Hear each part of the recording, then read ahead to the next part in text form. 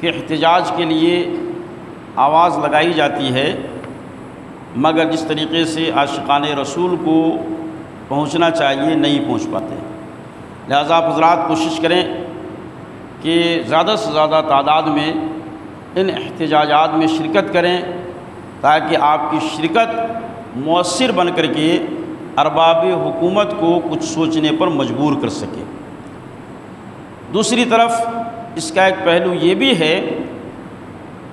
کہ آج کچھ لوگ اسلامی اور خالص مذہبی معاملوں کو سامنے لا کر کے اپنا نام اور اپنی کمیٹی کا نام مشہور کرانا چاہتے ہیں۔ ایسی صورت میں اس فقیر کا مشورہ یہ ہے کہ معاملہ اگر آپ کا ہو، آپ کی پارٹی کا ہو، آپ کے مقصد تک متحد ہو، محدود ہو، تو ایسی صورت میں بلا کسی تبصرہ کے آپ کو اپنا بینر استعمال کرنے کی اجازت ہے، اور آپ اپنے نام کو استعمال کریں انفرادی طور پر۔ لیکن جب معاملہ اجتماعی ہو اور ایسی صورت میں جب کہ وہ کسی خاص مسلک، کسی خاص جماعت سے منسلک نہ ہو، تو بہرحال ایسی صورت میں ہمیں اوپر اٹھ کر کے تمام لوگوں کو دعوت دینی چاہیے، اور صرف ایک بینر، ایک پلیٹ فارم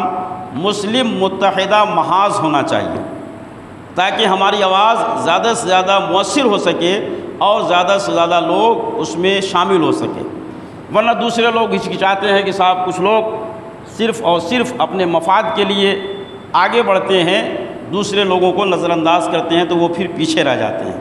اور شرعی طور پر اگر دیکھیں تو وقت اور حالات کے تناظر میں اس بات کی اجازت ہے، ہمارے ذمہ دار علماء کرام نے اس بات کی اجازت دی ہے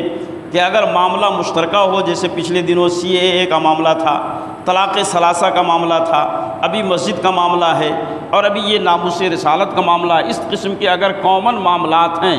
جس میں کسی فرقے، کسی جماعت کا خاص ایشو نہیں ہے، کسی مسلک سے ریلیٹڈ نہیں ہے، تو ایسے موقع پر صرف اسی حد تک، میں یہ نہیں کہتا کہ اس میں آپ سنی، دیوبندی، وہابی، غیر مقلد وغیرہ وغیرہ سب کو ایک کر دیجئے یا سب ایک ہو جائیں، سب اپنی اپنی شناخت کے ساتھ متحدہ آواز اٹھا سکتے ہیں۔ یہ وقت اور حالات کی اجازت ہے، اور اس طریقے سے کرنے میں کوئی دقت نہیں ہے، تاکہ ہماری آواز مؤثر ہو اور ہم اچھی طریقے سے اپنی آواز گورنمنٹ آف انڈیا تک پہنچا سکیں۔ اگر اس طریقہ کار پر عمل ہوگا تو انشاءاللہ زیادہ فائدہ ہوگا، اور زیادہ لوگ اس میں شامل ہو کر کے اپنی بات رکھ سکیں گے۔ دعا ہے کہ اللہ رب العزت ہمیں اور آپ کو صحیح طریقے سے قیادت کرنے کی